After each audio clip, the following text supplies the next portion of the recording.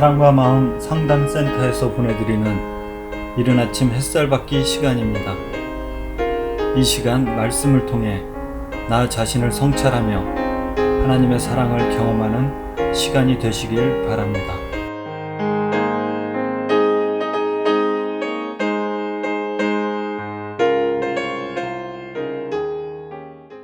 여러분 안녕하세요. 오늘 함께 나눌 말씀은 디모데전서 6장 3절에서 6절입니다. 누구든지 다른 교훈을 하며 바른 말, 곧 우리 주 예수 그리스도의 말씀과 경건에 관한 교훈을 따르지 아니하면 그는 교만하여 아무것도 알지 못하고 변론과 언쟁을 좋아하는 자니 이로써 투기와 분쟁과 비방과 악한 생각이 나며 마음이 부패하여지고 진리를 잃어버려 경건을 이익의 방도로 생각하는 자들의 다툼이 일어나느니라. 그러나 자족하는 마음이 있으면 경건은 큰 이익이 되느니라. 요즘 저는 채워도 채워지지 않고 만족이 없는 제 마음을 보면서 도대체 왜 내 마음은 이렇게도 허탈과 허무한 감정이 끊임없이 올라오는지 고민하고 또 괴로워하고 있습니다. 특히 지난 9월 말 북한 자유주간 행사를 끝내고 더욱 더 강하게 밀려오는 마음의 공허함이 제 일상을 깨뜨리고 사고를 마비시키는 것을 경험하면서 나를 사로잡고 있는 것이 무엇인지 더 깊게 고민하게 되었습니다. 그러던 중에 오늘 새벽 말씀 나눔을 준비하면서 방금 읽어드린 이 본문이 눈에 들어오게 되었습니다. 저는 이 구절을 읽으면서 제 자신에게 적용을 해보았습니다. 여러분도 아시다시피 저는 경기도 연천 작은 시골에서 태어나 자랐습니다. 동네에는 초, 중, 고등학교 딱 한 군데씩 있었고 전교생도 그리 많지는 않았습니다. 저희 집은 그 동네에서도 매우 가난하고 초라한 집이었고 번듯하게 내세울 만한 것이 아무것도 없는 집안이었습니다.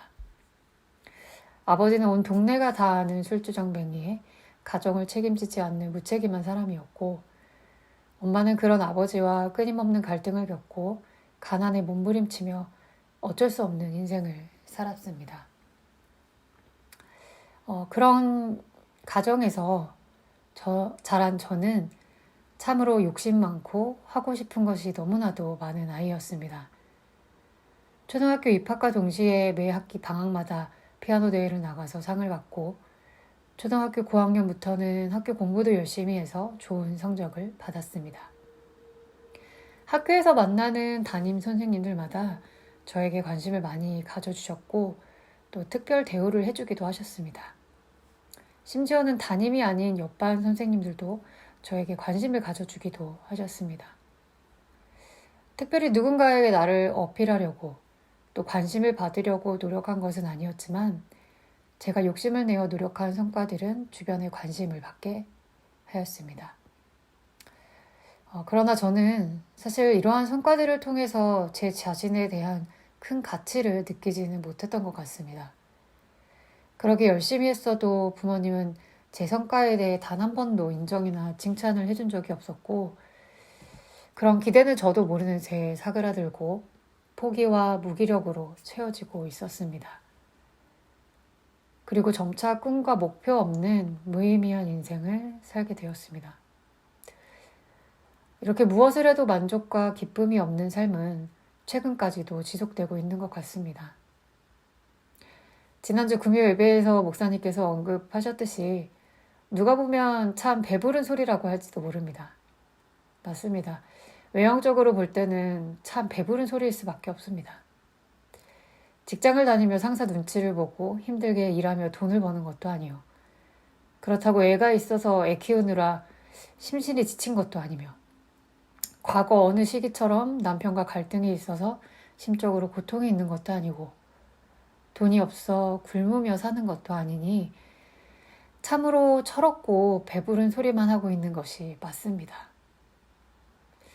그런데도 도대체 왜 저는 이러한 상태가 지속되고 있는 것일까요? 인정, 칭찬과 같은 정서적 공감은 유아 시기부터 부모에게 받아야 할 매우 중요한 요소라고 여러 상담 이론에서는 강조를 하고 있습니다. 그리고 적절한 시기에 채워지지 않으면 그 결핍으로 인해서 문제 있는 성격이 형성된다고 말합니다. 그러나 이 모든 것들이 결국에는 내가 원하는 것, 누군가를 통해 채워야만 하는 나를 위한 것들입니다. 내 스스로 자생되어 생긴 만족이 아닌 어떤 대상을 통해 채워야만 하는 것들입니다. 여기엔 자족하는 마음이 있을 수가 없습니다. 왜냐하면 대상을 통해 채우는 만족에는 한계가 있기 때문입니다. 제가 어려서부터 부모님께 칭찬과 인정을 받고 자랐다고 해서 마음에 온전한 만족이 있었을까요? 어느 정도 수준까지는 가능했을지라도 100% 만족은 없었을 것입니다. 그 모든 것들은 내 자신으로부터 온 것이 아닌 대상을 통해 얻어야만 하는 것들이니까요. 오늘 본문에서 사도 바울은 자족하는 마음에 대해 언급합니다. 자족하는 마음이 없는 자들에게는 경건이 없고 투기, 비방, 분쟁, 악한 생각이 가득하다고 말합니다.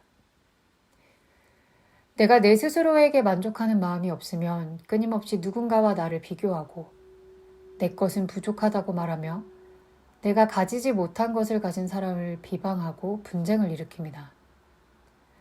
또한 투기하는 마음으로 더 큰 이익을 취하고자 하며 이런 악한 생각은 다람쥐 쳇바퀴 돌듯 빙글빙글 돌며 머릿속에 굴러다닐 것입니다. 이런 마음을 가진 자가 경건이 없는 것은 너무도 당연합니다. 본문 말씀에서처럼 마음이 부패하여지고 진리를 잃어버려 경건을 이익의 방도로 생각해 다툼이 일어나야만 직성이 풀리는 그런 안타까운 자가 되어 있는 것이죠. 어쩌면 저도 이런 자가 아닐까요? 오직 나 자신만을 위해 그 만족을 채우기 위해 자족이 아닌 타인을 통해 만족을 누리며 그 만족이 채워지지 않으면 내가 노력하지 않은 것들을 탓하기보다는 만족을 채워주지 않은 상대를 탓하며 노력을 통해 얻은 사람들을 비방하는 어리석고 미련한 자가 바로 제 자신인 것 같습니다. 경건은 다름이 아니라 이런 내 자신이 온 마음에 자신의 정욕과 탐심밖에는 없는 자기 자신밖에 모르는 이기적인 사람이라는 것을 깨닫고 그 마음을 십자가에 못 박아 죽이는 것입니다. 경건은 이런 마음을 지닌 옛사람을 십자가에 죽여야만 생기는 것입니다.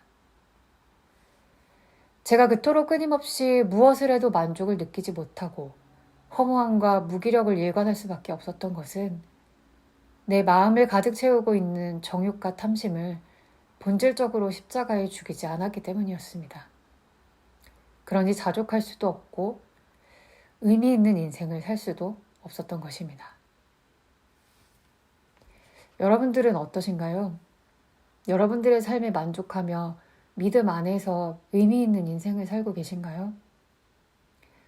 저는 그런 인생을 살고 싶고 또 그런 삶을 살기 위해 매일매일 십자가에 제 자신을 죽이며 한 걸음씩 걸어가고 있습니다. 하나님께서 인간의 욕심이 얼마나 무의미하고 채워지지 않는 허탈한 것인지를 일깨워 주시는 것 같습니다.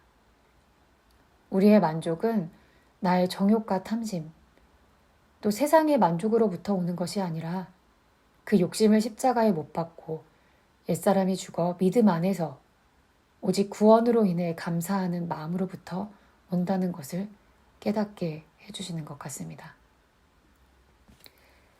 사랑과 마음 상담센터 성김이 여러분, 오늘 여러분들의 삶이 하나님께서 주시는 자족하는 마음으로 기쁜 하루가 되셨으면 좋겠습니다. 감사합니다.